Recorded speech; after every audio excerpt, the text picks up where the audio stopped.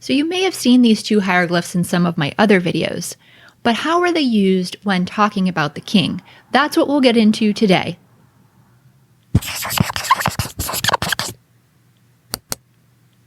All right, so how were these used when talking about the king? Well, in the last few videos, we looked at phrases and symbols used with the king's throne name, which he adopted when he became king. The phrase we are looking at today is sa-re, that is, the goose is sa, and the sun disk Re, or Ra, if you prefer. And this is translated as son of Re, or son of the sun, since Re is the sun god.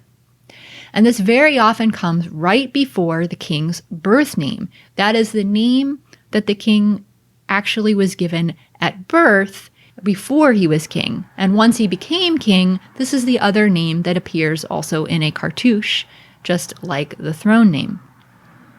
Now, this is the name that we use most often in modern times when we're talking about ancient Egyptian kings.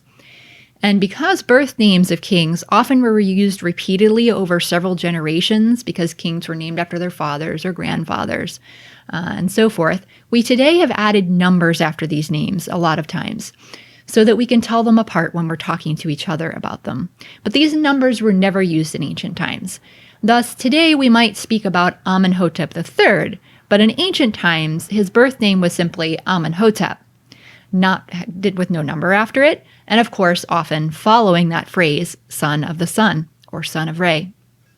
Now, confusingly, the most commonly used name of the king in ancient times was the throne name. That is the other one that appears in cartouches.